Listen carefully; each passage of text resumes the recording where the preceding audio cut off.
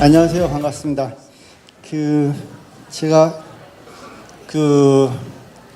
강의를 하기 전에 저희 회사 소개를 가장 효과적으로 짧게 드리는 영상을 잠깐 보여드리고 시작하겠습니다. 근데 이게 저희가 한 3년 전에 회사 이름을 옛날 바이오스페이스에서 인바디로 바꿨는데 이거 좀 오래된 영상이어가지고 바이오스페이스라고 이제 회사명이 나와서 그 인바디로구나 이렇게 아시고서 한번 봐주시면 될 것 같습니다.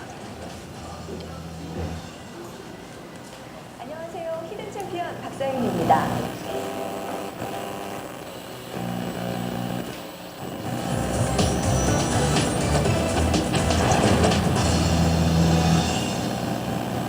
안녕하세요. 히든 챔피언 박사인입니다.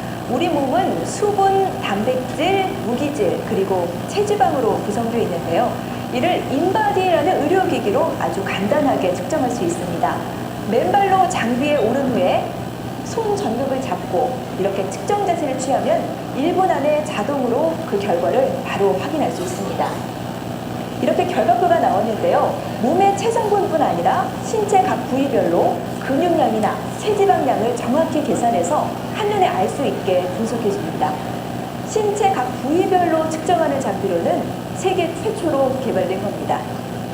미국은 전체 인구의 30%가 비만이다. 미국 의사협회가 비만을 공식 질병으로 인정할 정도로 심각하다. 그래서 인바디는 미국에서 비만 관리를 위한 최적의 장비로 쓰인다. For the InBody, we would pinch the back of the arm. 전에는 이 집게 모양의 장비로 피부를 직접 집어서 지방량을 산출했다. 하지만 이 방법은 오차가 많았고 여러 가지 문제가 있었다. Doesn't feel good. It's just not comfortable. I mean, this is obviously less painful, more accurate, better tool. 원래 체지방을 측정하는 방법은 검수자가 고통을 감수해야 한다. 숨을 참고 물속에서 견뎌야 하거나 방사선으로 몸 전체를 검사해야 했다. 미국 대학 교과서에 소개된 인바디는 편안한 자세로 잠깐 서 있기만 하면 자동으로 측정할 수 있어 세계 최고의 체성분 분석기로 평가받는다. 미국 최대 규모의 이 헬스클럽 체인은 연 매출 1조 원, 회원 수 100만 명으로 미국에서 가장 고급스러운 클럽이다. 바이오스페이스의 인바디는 이곳에서 명품으로 대접받는다. 체성분 측정을 위해 맨발로 인바디에 오른다. 그리고 키와 나이, 성별을 입력한 후 막대 모양의 손 전극을 잡고 편안한 자세로 서 있으면 그만이다. 그러면 이 장비는 1분 내에 자동으로 자신의 체성분을 자세히 분석해낸다. 결과지가 나왔다. 자신의 체성분, 즉 체수분, 단백질, 무기질, 체지방의 양을 정확히 측정하고 팔과 다리의 근육량이나 내장의 지방량까지 분석해준다. I can absolutely say that it's cutting edge, that there's nothing else out there like it. This is such a revolutionary tool to be able to allow our members to experience. We thought, let's teach them how to use it. 고가의 인바디는 현재 미국에서 가장 신뢰받는 체성분 분석기로 알려져 있다. 빠르고 정확하며 무엇보다 몸에 대한 다양한 정보를 제공한다는 측면에서 단연 최고로 평가받는다. InBody provides that now, whereas all the other devices out there can't provide that segmental analysis. 그렇다면 인바디는 어떤 원리로 체성분을 측정해내는 걸까? 생체 전기 저항 분석법. 손과 발의 전극을 통해 인체에 미세한 전류를 흘려보내서 측정하는 방식이다. 이 방식은 양철과 다리, 몸통의 저항을 직접 측정함으로써 보다 정확한 체성분 분석이 가능해졌다. 기존의 방식을 뛰어넘는 이 첨단 기술은 세계 최초로 바이오스페이스에서 개발됐다. 바이오스페이스의 정말 가치를 보면 전 세계적으로 체성분 측정기라는 시장을 열었답니다. 이 바이오스페이스가 열기 전까지는 시장이라는 게 제대로 존재하지 않았습니다. 우리 조선산업, 반도체 산업 전부 다 남들이 한 그걸 모방해서 따라간 거거든요.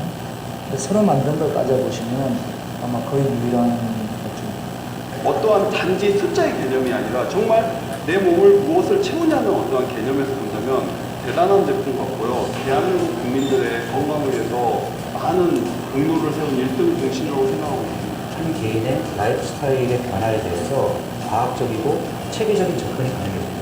단순히 우리 몸에 지방량이 많고 적당한 보는 것이 아니고 우리 몸에 붓기가 어느 정도인지, 그러니까 수분이 세포 안에 있는지 세포 바깥에 있는지도 이제 관리가 됐고, 그 다음에 세포막이 건강한지까지 이제 파악할 수 있는 수준까지 올라온 거예요.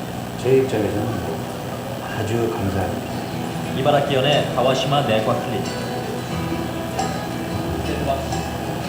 바이오스페이스의 일본 법인 직원들이 이곳을 찾았다. 일본에서 인바디는 대학병원이나 국립병원 등 대부분의 의료기관에서 광범위하게 사용된다. 그중 가장 많이 쓰이는 곳이 바로 혈액 투석실이다. 2000년 인바디가 일본에 처음 도입될 당시부터 투석실에서 쓰이게 되었다. 투석 환자들 같은 경우는 몸에 계속해서 불필요한 수분이 쌓여서 몸이 결국 붓게 되는데, 이 부은 몸에서 불필요한 수분을 얼마나 제거해 주느냐, 이것이 굉장히 어렵고도 그다음에 중요한 문제거든요. 근데 인바디를 사용함으로 인해서 이 제거해야 될 수분량을 아주 정확하고도 그리고 손쉽게 구할 수 있게 된 것이죠. 이 제품은 부어서 측정해야 하는 환자를 위해 따로 개발되었다. 투석 환자는 몸속에 수분이 많아지면 심부전증으로 위험해지는데 인바디가 있어 제거해야 할 체수분의 양을 정확하게 측정할 수 있었다. 이렇듯 투석실에서 이 장비의 역할은 절대적이다. ドライブ3年過ぎで足がこうつっちゃったり血圧がこう下がっちゃったり、このインボディを使うことによって、基準化されたということで、どこの施設でも同じようにそういうドライブエイトが設定できるというあれが利点だと思います。 예전에는 엑스레이나 초음파, 혈액 검사로 체수분을 측정했지만 이젠 인바디로 간단하게 해결할 수 있게 됐다. 일본 의학계에서는 인바디의 측정 자료를 활용한 논문이 작년에만 150여 편이 발표되었다. 논문에는 어떤 종류의 인바디로 측정했는지까지 표기되었다.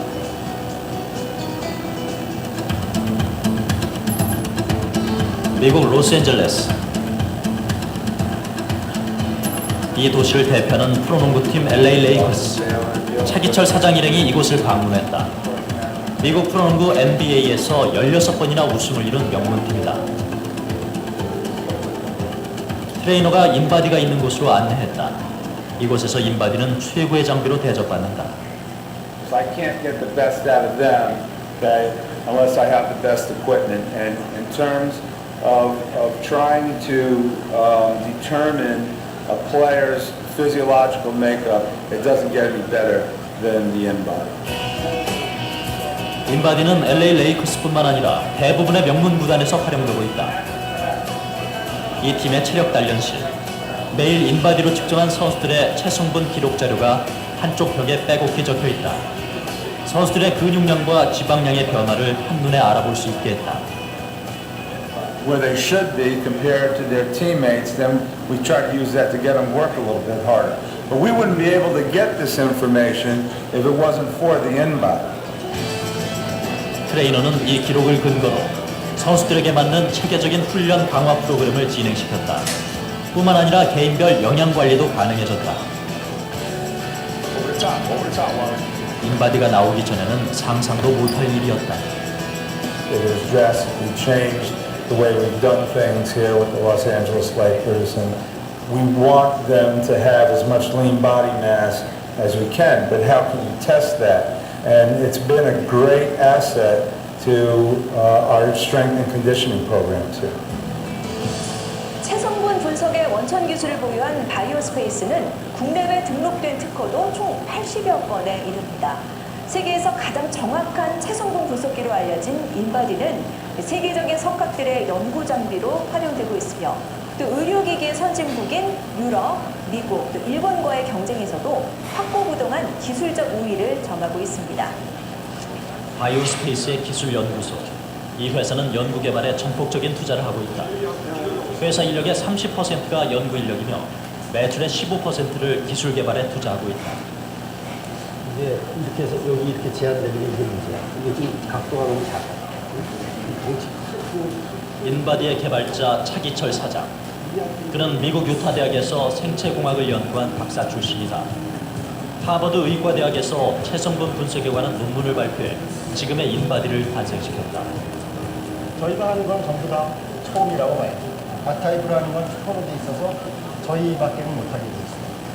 기계 자체를 저희가 처음서부터 만들어왔기 때문에 다른 참고할 기계가 없고요. 저희들이 만든 건 항상 세계 최초라고 볼 수 있죠. 자기가 해보고 싶은 사람이 있으면 그 사람들한테 기회를 주고 그 사람들의 능력을 키워내는 것을 키워내서 나중에 훌륭하게 잘 되는 모습을 보는 게 제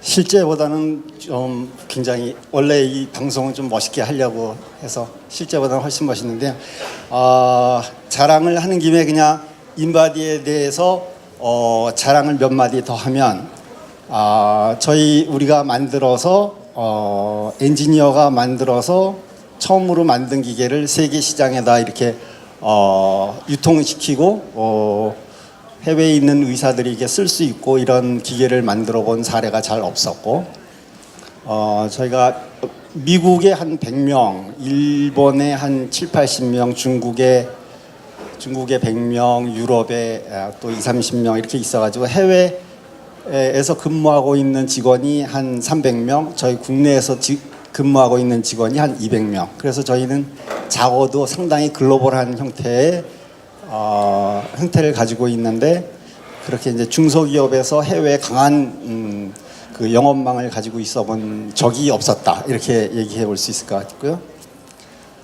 저희가 이제 저희의 가장 강력한 경쟁사는 일본의 타니타라고 하는 회사인데 타니타가 매출 한 2천억쯤 하는 회사인데 저희가 처음에 이게 일본에 들어가 가지고 지금 현재 일본의 병의원에 들어가는 거에 거의 100%는 인바디가 들어가고 스포츠 센터에 들어가는 것도 저희들이 상당히 많이 들어가서 타니타는 주로 가족용을 하고 우리 장비형으로 만드는 시장은 거의 포기를 했다고는 할까? 저희들이 전시회 나가면 옛날에는 같이 전시를 했는데 요새 잘 안 나와서 쟤네들 포기했나 보다 이렇게 생각하고 있는데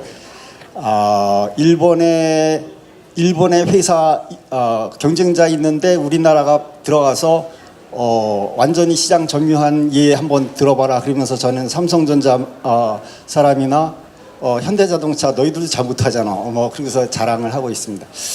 근데 제가 사실은 사업을 해본 적도 없고 그냥 37살까지 딛다 여기 공부를 그냥 박사학위도 모자라갖고 포스닥까지 하면서 공부를 하다가 이제 들어와 가지고서 그냥 뻑하고 창업을 해가지고 사업도 모르고 회사도 다녀본 것도 별로 없고 아무것도 모르는 중에 그냥 창업을 했고 창업을 해서 지금까지 한 번도 굴곡 없이 그냥 한 방에 쭉 하고 계속 왔어요. 되게 이제 사업을 하면 좀 망해도 보고 뭔가 또 배워가지고 또 다시 한번 도전하고 또 그다음에 일어서고 뭐 이런 좀 곡절을 겪는데 저희는 22년 동안 지금 한 번도 굴곡 없이 그냥 계속 쭉 오고 있습니다. 그래서 이제 저는 생각에 제가 하고 있는 방법이 굉장히 스탠다드한 방법이구나 이렇게 지금 생각을 하고 있어요. 이게 오해인지 아닌지는 잘 모르는데 하여튼 20년 동안은 통하는 방법이다.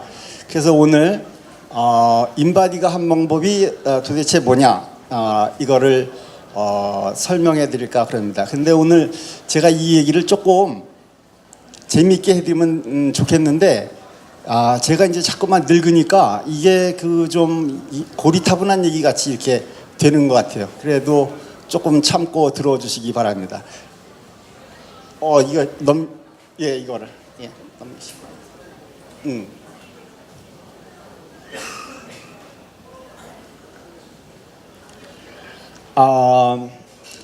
처음에 제목은 축적되는 삶을 살아야 한다 이런 제목입니다. 제가 기계를 만들려고 보니까 저는 기계과를 졸업을 했는데 그 안에 들어가는 보드가 전자 보드가 들어가야지 되고, 그래서 제가 전자과에서 전자 회로 설계를 이렇게 들었습니다.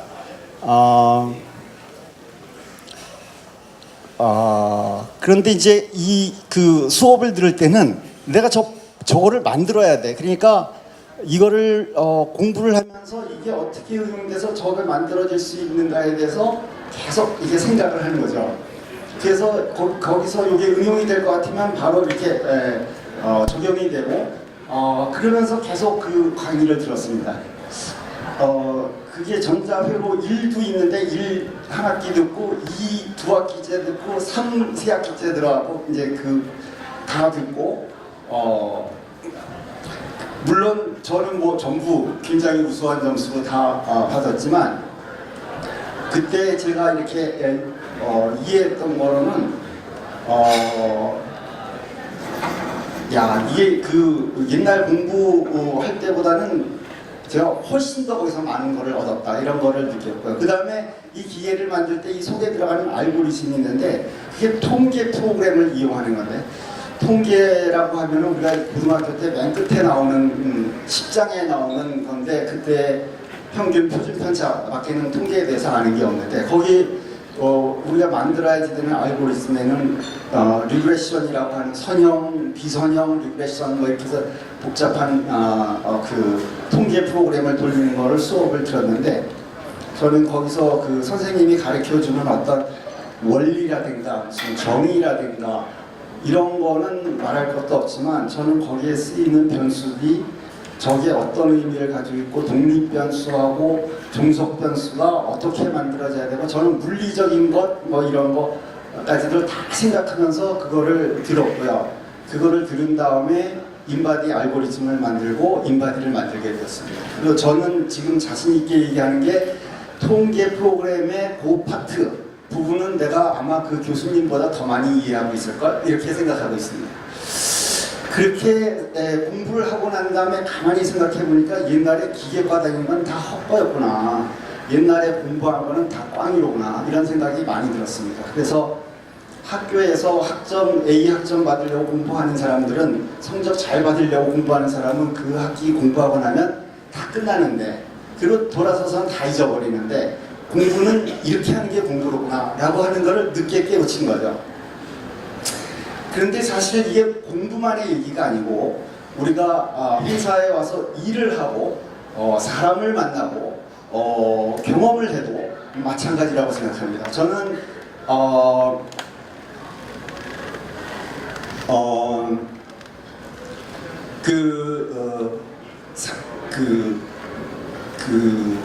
사람을 만날 때, 저기 예를 들면 사장 같은 사람은요, 사람을 만날 때 항상 그 사람의 능력 같은 거에 굉장히 관심이 많아. 그래서 그 사람을 보는 눈이 굉장히 많이 발달을 합니다. 그리고 특히 일을 잘하는 사람인지 아닌지에 대한 굉장히 동물적인 감각이 막 발달해요. 사장을 오래 하고 인지에 대해 갈급하다 보면, 또 일을 할 때도 상당히 프랙티컬하게 일하는 방법 같은 거를 많이 가지게 되고요. 그런데 사업도 마찬가지고 회사도 마찬가지입니다. 회사가 일을 할 때 회사가 그런 회사에서 일이 경험이 축적되고 회사가 점점 좋아지고 발전하느냐, 아니면 계속 그냥 학점 듣듯이 이렇게 가느냐에 따라서 회사의 운명은 결정된다고 생각해요. 회사라고 하는 거는 무지 많은 일을 처리해야 되는 곳이다, 그냥 회사의 정의가. 그런데 그 일을 처리함에 있어서 자꾸만 경험이 축적되면서 점점 효율적으로 할 거냐, 그냥 계속 과목 듣듯이 있는 일을 계속 처리하면서 할 거냐에 따라서 회사의 운명은 결정된다, 그렇게 보고 있습니다.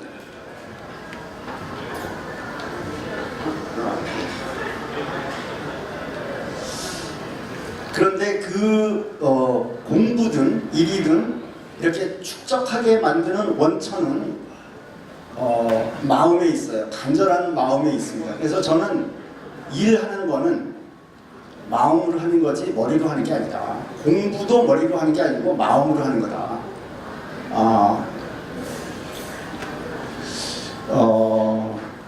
이 어떤 성취를 이룬 사람들의 그 과정을 이렇게 가만히 살펴보면 굉장히 어쩔 수 없는 절박함 때문에 뭔가를 해야지 되는 그런 어려움 같은 거를 극복하고 해야지 되는 경우가 참 많이 있는 것 같아요. 그 다음에 사람들마다 어떤 DNA가 조금 있는 것 같아요. 어떤 성취에 대한. 그런데 사람이 이렇게 하다 보면 뭐가 좀 될 것 같을 때 사실은 사람은 분발을 해요. 그래서 이게 일반적으로 뭐를 성취하는 사람들한테서 흔히들 나타나는 현상들을 이렇게 보면 그렇다.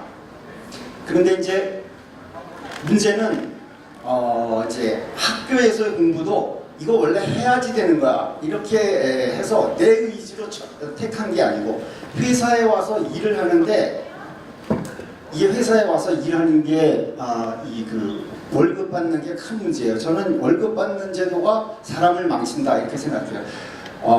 회사에 와서 일하는 사람들은 내가 회사에 와서 일을 하고 그 대가로 월급을 받는 거다 이렇게 생각을 해요. 그렇기 때문에 자기가 월급 이상으로 딥다 노력해야지 될 이유는 없어. 그렇게 뭐 회사 일을 가지고 죽자 사자 일해야지 될 이유는 없는 거야. 그런데 사실 어떤 성취를 거두기 위해서는 한때는 적어도 상당히 깊이 고민하고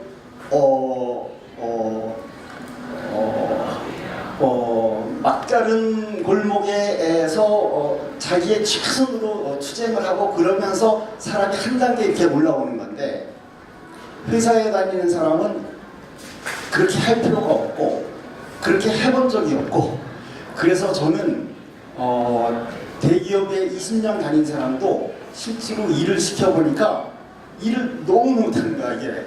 그래서 저는 이제 사람을 일을 시켜본 적도 없고 뭐 회사를 다녀본 적도 없어서 처음에 창업을 하고 공장도 만들고 이렇게 하는데 뭐 저도 잘 모르니까 그 대기업에서 한 20년쯤 있었던 부장으로 이렇게 나오신 분들 이렇게 모셔다가 공장에서 일하는 공장장 하십시오 이렇게 공장장을 시켜봤어요. 일을 잘 못해. 그래서 아니고 그럼 다시 한번 다른 사람들 해서 한 5번을 바꾼 다음에 제가 깜짝 놀랐어요. 야, 사람들이 일 정말로 못하는구나. 나는 이렇게 못하는 건 처음 봤다. 그렇게 느꼈어요. 그래서 그 다음에 저희가 우리 그 신입사원으로 들어온 친구 중에 똘똘한 놈이 있어서 1년쯤 됐는데 네가 공장장 해라. 그래서 공장장을 시켰어요. 그랬더니 그 친구가 훨씬 내가 말하면 맑게 알아듣고 하면서 공장을 이렇게 한 5, 6년 했고 자기가 창업해보고 싶다 그래서 야 좋다. 너 창업해라. 그래서 그 친구가 나가서 닛산 테크인가 이렇게 만들어서 작년에 한 10년 됐는데 이렇게 조금씩 인바디랑 똑같이 조금씩 올라와서 작년에 매출 150억인가 했다고 그러더라고요. 너무나 기특하고 장한데 제가 그 후로도 경력 사원들을 많이 받아봤어요. 한 50명, 최소 50명 내지 100명은 받아봤는데 일 못한다. 결론을 완전히 내리고 한 5년쯤 하다가 그 다음서부터는 인바디에서는 일체 경력 사원을 안 뽑고 전부 신입 사원만 뽑았어요.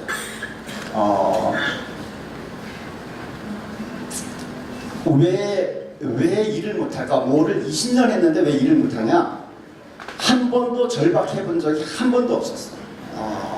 그렇기 때문에 일하는 법을 터득할 기회가 없어. 언제 배운 것도 아니고. 그게 원인이다. 이렇게 생각돼요. 회사에서 사람들이 일을 그렇게 열심히 안 하고 그냥 할 만큼만 하고 이렇게 하니까 회사는 그 사람들과 같이 일할 때 어떻게 하냐면 이 사람들을 한테 뭐를 다 맡기고 이렇게 못해. 너는 딱 요것만 그럼 해. 이런 식으로 돼서 회사에서 대기업에서 일하는 사람들 특히 사람들이 그냥 부품같이 쓸 수밖에 없는 그거는 회사가 회사도 그렇고 그 조직원도 그렇고 조직원이 그러니까 회사도 그렇고 회사가 이게 만들어지는 방법이 자연스럽게 그렇게 만들어진 거다. 그래서 일을 하면서 그냥 요건만 맞추면 돼. 그냥 적당히 혼나지 않고 패기치지 않을 정도까지만 일하고 되면 돼. 이렇게 다 사람이 변했고 이 사람들은 정말로 일할 줄 아는 능력을 갖추지 못하게 되었다. 저는 사업이 뭐냐 이렇게 물어보면요, 우리가 제품이라 그러면 서비스도 있고 뭐 여러 가지 이제 제품이 있고, 그 다음에 경영 능력이 있고, 그 다음에 시간이라는 중요한 변수가 있다. 이 사업이라는 거 하는데, 제품이라고 하면 저는 제품의 정의는 심플하게 이렇게 내리고 싶어요. 사용한 사람이 또 구매하는 게 제품이다. 나머지는 그렇지 않다 그러면 그건 제품이 아니다. 이렇게 생각해요. 저거는 심플하게 내가 음식점에 가서 먹어봤는데 다음에 꼭 오고 싶은지, 아니면 다음에는 절대 안 되는지, 아니면 먹고선 그 다음에 그냥 잊어버리고 그냥 나왔는지, 셋 중에 하나인데 반드시 다시 찾는 제품을 만들지 않으면 초창기 기업은 살아남기가 굉장히 어려워요. 우리가 홍보 이런 얘기를 하지만 홍보는 돈 들여서 하는 거예요. 돈 맨날 들여가지고 팔아서는 이익이 안 나와요. 홍보 안 해도 입소문으로 퍼지고 좋다고 재구매하고 그래야지 그게 홍보비 남기면서 이익을 남길 수 있으니까. 경영 능력, 아까도 말씀드렸지만 일하는 능력이라는 게 있는데 사람들이 이거에 대해서 잘 얘기를 안 해요. 저는 우리 창업을 해갖고 그래도 뭐 될만한 얘기로 시작을 했는데 안 되는 대부분은 경영 능력이 부족해서 그런 거다. 이건 굉장히 종합적인 능력인데, 예를 들어서 제품을 만들어서 고객이 정말로 유익하게 재구매할 정도로 좋게 잘 사용하게끔 만드는 전 과정에 걸쳐서 나오는 일들을 굉장히 잘하는 거다. 이 경영 능력이라는 게.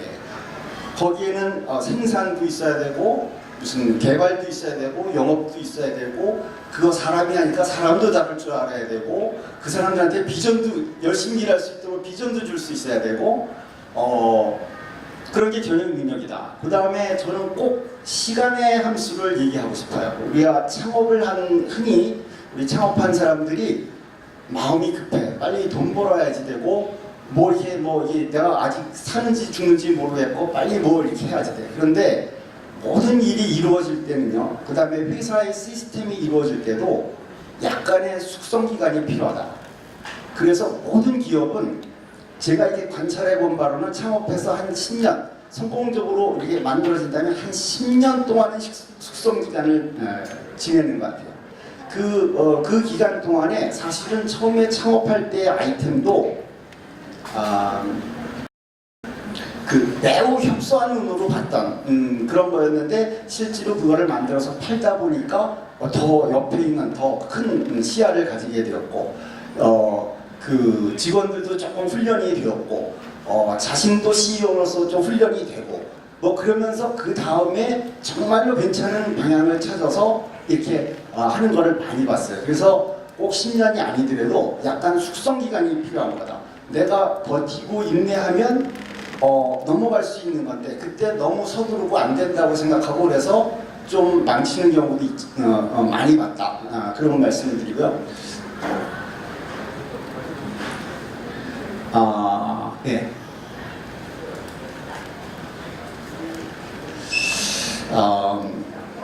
창업이 사실은 이제 처음에 창업 단계에서는 어떻게든지 개발하고 투자 받고 먹고 살아야지 되고 이런 거에 집중을 하지만, 사실은 정말로 창업을 해놓고 나면 그 다음서부터는 그 어떤 경쟁자와의 시합을 하고 있는 거기 때문에, 저는 우리가 좀 더 유리하고 이길 수 있는 장소에서 경합해야지 된다.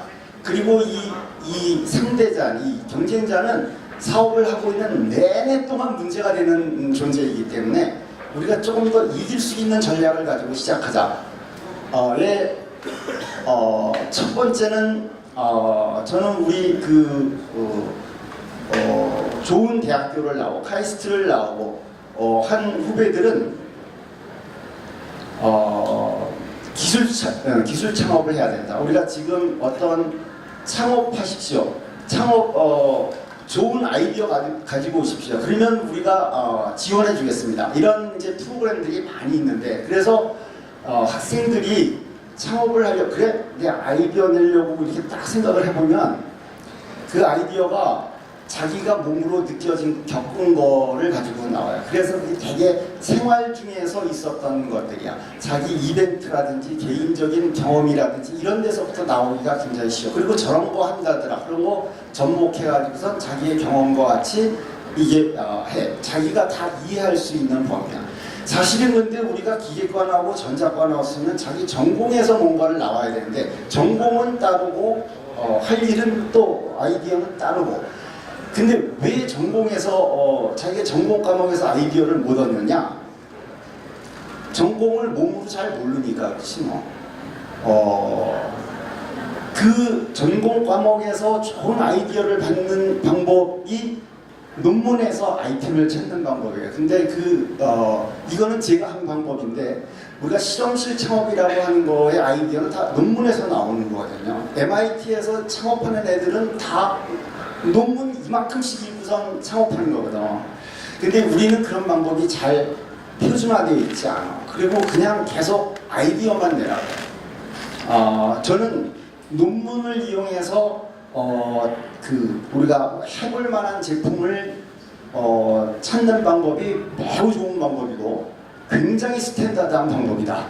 그리고 인바디가 바로 그렇게 한 거고, 그거를 강력히 추천하고요. 이게 좀 방법이 절차가 있을 것 같은데, 일단 내가 개발하고 있고 관심 있는 거에 대한 관련 논문을 보면, 논문이라는 게 그 제품의 기술적인 이슈들을 다루고 있는 거거든요. 그러니까 거기서부터 그 주변에 있는 논문들을 쫙 읽어보면 뭐가 지금 전문가들 사이에 가장 중요한 이슈라고 보는 게 무엇들이냐, 이런 걸 두루 다 알아야 된다는 거지. 그리고 한다. 그 다음에 생활 중에 어떤 아이디어 같은 걸로 이렇게 창업을 하면요, 그 비슷한 유사한 사업을 하고 있었던 사람들은 이미 영업 조직과 개발 조직과 자금과 다 가지고 있어. 공장하고 다 있어. 이 사람이 아이디어 내면 그래 괜찮은데 그럼 우리가 만들지. 이렇게 되기 때문에 경쟁하기가 어려워. 처음에 창업으로 출발하는 사람들은 그 사람들이 당분간 못해야 돼.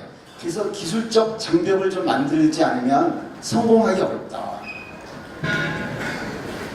그 다음에 이제 또 전략 중에 하나는요, 처음에 우리 창업하는 분들의 그 사업 계획서나 얘기를 들어보면 자기 기술을 이렇게 활용하고 이렇게 나중에는 이렇게 적용하고 저렇게 해가지고서 대박나는 굉장히 큰 사업입니다. 이렇게 많이 얘기를 하는 걸 많이 들었는데, 저는요 가장 작은 틈새 시장에 들어가서 성공하는 게 방법이라고 생각해요. 왜냐하면 그 틈새 시장에는 경쟁자들이 관심이 없어. 시장이 조그매서 거기에는 경쟁자가 있어도 굉장히 약해. 그러니까 거기서 일단 성공을 거두고 성공의 법칙도 배우고 그 다음에 키워나가도 얼마든지 할 수 있어요.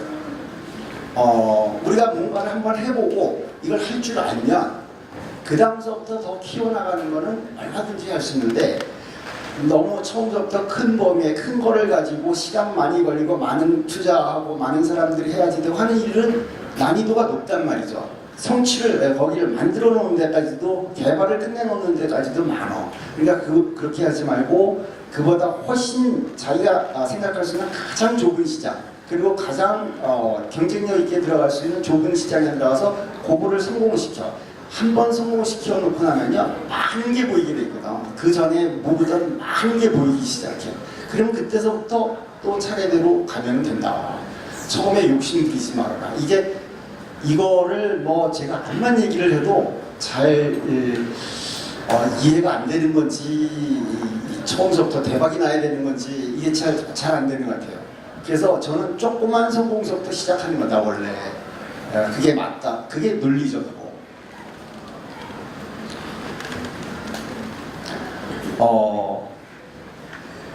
우리가 경영학과 경영 이런 얘기를 많이 하는데, 창업의 경영은 일반적으로 얘기하고 있는 경영하고는 완전히 다르다예요. 경영학과의 얘기들은 창업에 아무 도움이 되지 않는다.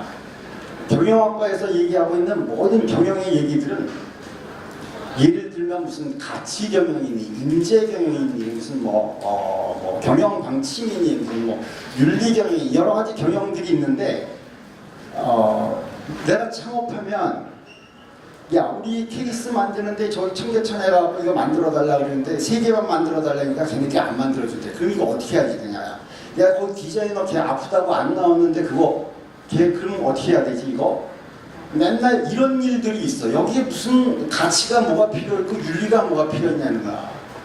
지금 그런 게 문제가 아니라는 거죠. 이거는요 차라리 조그만 가게를 라면 가게를 만들어서 이 라면 가게를 어떻게 운영하느냐가 훨씬 창업 경영에 가까운 거야. 그러니까 쓸데없는 무슨 경영 이런 거는 창업 경영하고는 다르다. 이 경영 얘기가 나온 거는요 다 큰 회사의 예제들을 많이 들고 있어요. 그 큰 회사의 문제점은 그 핵심들을 다 들여다보면 직원들이 다 일하는 의욕을 잃었어. 그래서 이 사람들 그 경쟁자는 자꾸 오고 이 사람들을 어떻게 드라이브를 할까? 많은 조직들을 그때 경영자는요 자기가 일하지 않는 사람이야. 저기 멀리 떨어져 있으면서 저 많은 사람들을 어떻게 운영할까에 대한 경영을 얘기해요. 그래서 가치 경영 그러면 뭐 우리 회사가 어떤 방향으로 어떻게 해야 할 텐데 이렇게 해서 다 이해하고 다들 열심히 일해라 뭐 이런 거를 가르쳐 주는 거거든. 그런 거를 하려고 하는 거지.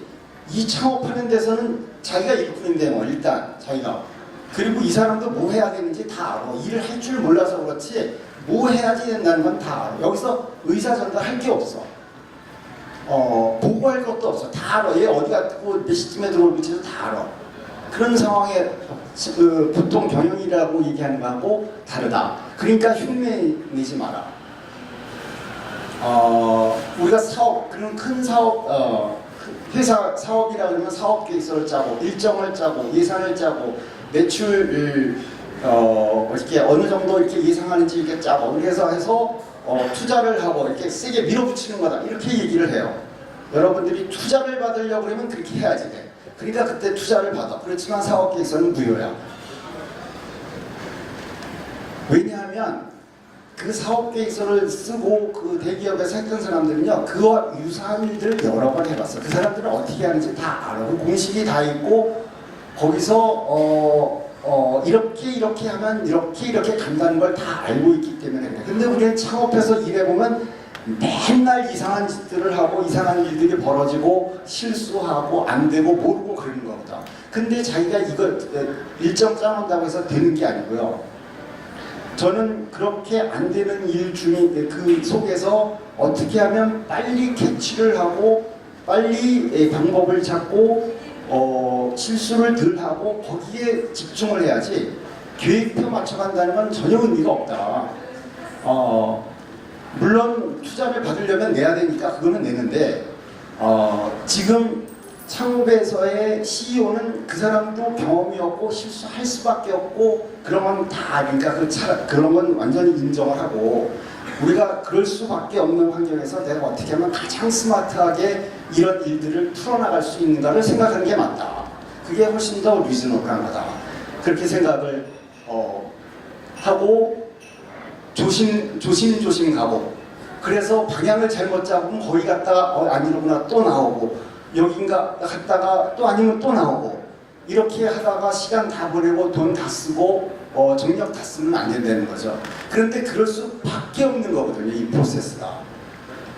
그러니까 그렇다는 걸 알고 갈래 말까 잘 생각해서 갔다가 조금만 갔다가 아니면 다시 돌아오고 이거는 실수할 수밖에 없는 프로세스다. 물론 자기가 해봐서 알아서 야 이거는 이렇게 하면 돼. 그건 그렇게 가면 되죠.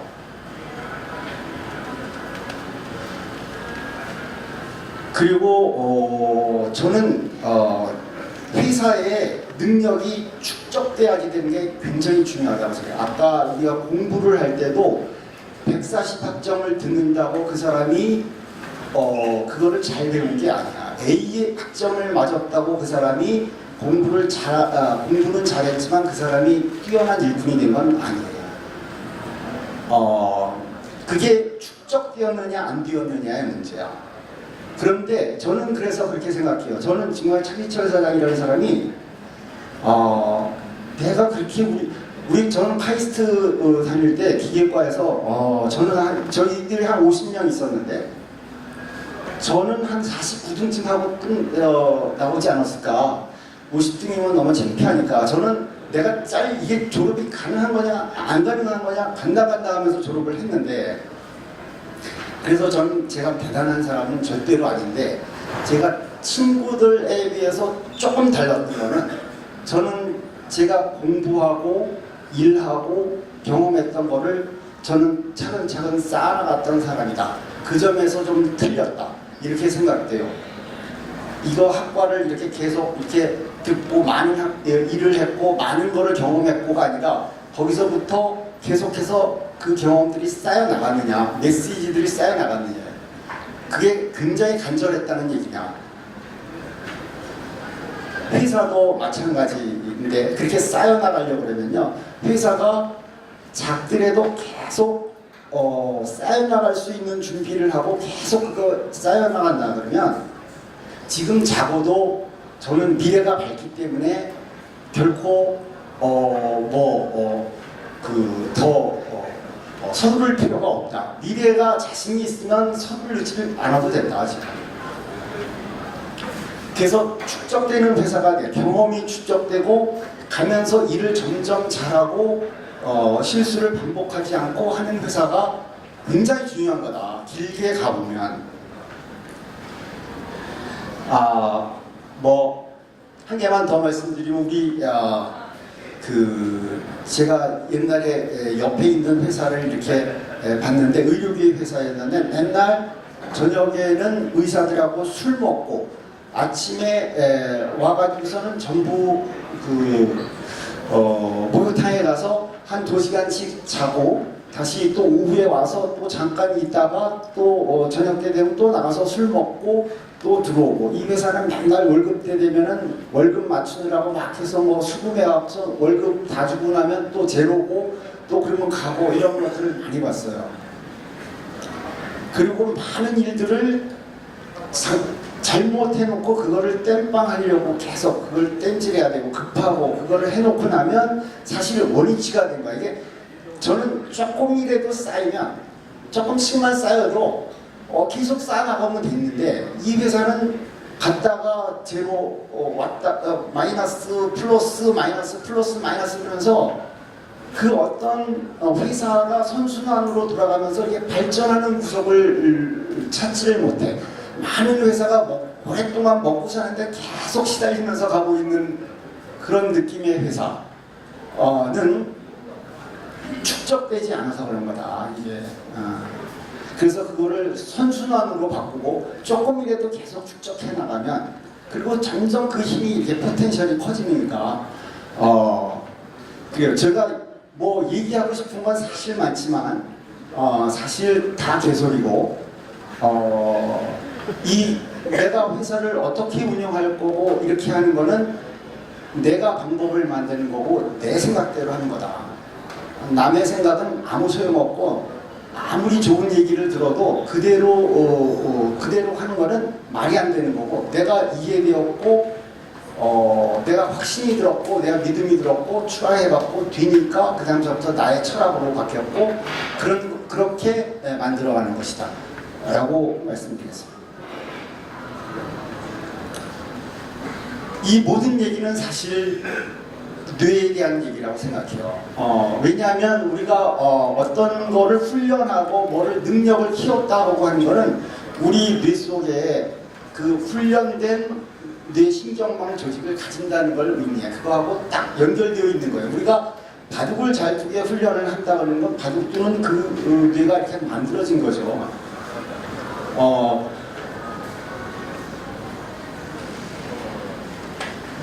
이게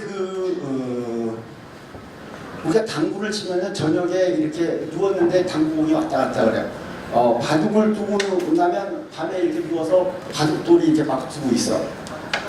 그런데 학교에서 공부를 했는데 누웠는데 학교에 공부한 게 나오냐? 안 나와. 회사에서 일한 게 나오냐? 사장님 머릿속에서만 나오고 직원의 머릿속에서는 안 나와. 그렇기 때문에 누워가지고 내가 그 생각이 들었으면 그게 내 마음이 가 있는 거야. 만약에 가 있지 않다 그러면 그 일은 10년, 20년을 해도 그거는 능력이 쌓이지가 않아. 여기 뇌가 발달하고 뇌의 신경망 조직이 만들어지지 않는 거래요. 간절해야지, 웬만해서는 잘 안 되고 좀 간절해야지 뇌가 자극이 되는데 아주 어린애들은 이 뇌의 문제는 어린 나이하고 굉장히 깊은 관련이 있어. 어린애들은 조그만 자극에도 쉽게 그 뇌가 만들어지지만 어른들은 이제 한 20대가 되면은 그래도 아직 말랑한 구석이 있지만 한 30대가 되면 거의 어렵고 40대가 되면 불가능해진다. 40대 들어서 바둑을 두면 아무리 많이 둬도 평생 동안 한 급도 늘어나기 힘들다. 제가 그랬거든요. 제가 어린 나이는 바둑을 두면 6개월 만에 아마추어는 최고인 1급까지 가. 6개월이면 대학교 때 친구들 보면 학업 전폐하고 4년 동안 바둑만 두고 성적 완전히 F로 막 깔고 그러면 4년 지나서 1급이 돼요. 저는 한 50쯤 돼가지고 바둑을 뒀는데 옛날에 4급이었는데 한 만판 뒀더니 10,000시간쯤 썼더니 지금은 4급이었는데 한 4.5 3급하고 4급하고 사이쯤 되는 것 같아요. 그거 인터넷 바둑에서 계속 또 보면 바둑 이게 왔다 갔다 해서 측정은 굉장히 정확하게 되거든요. 그러니까 10,000시간의 법칙도 어렸을 때는 한 3,000시간이어도 되고 대학교 때 10,000시간인데 40대가 넘으면 불가능하다. 그때는 자기가 이미 가지고 있는 걸로 하는 거지 새롭게 얻기는 어렵다. 세계로 모범생들, 범생이들은 저는 절대로 성공하지 못한다고 생각해요. 왜냐하면 우리 학교의 카이스트에서 나와서 저보다 공부 무지 잘하는 애들 많이 있었는데 저보다 다 잘 못됐어. 왜냐하면 얘네들은 부모님이 얘기하고 사회에서 요구하는 거에 대한 다른 사람들이 준 기준에 대해서 굉장히 충성스럽게 그걸 잘 할 수 있었고 능력이 있었지만 자기가 어떻게 해야 되는지는 잘 몰라. 그래서 그것만 맞추면 되는 거라고 생각을 했어.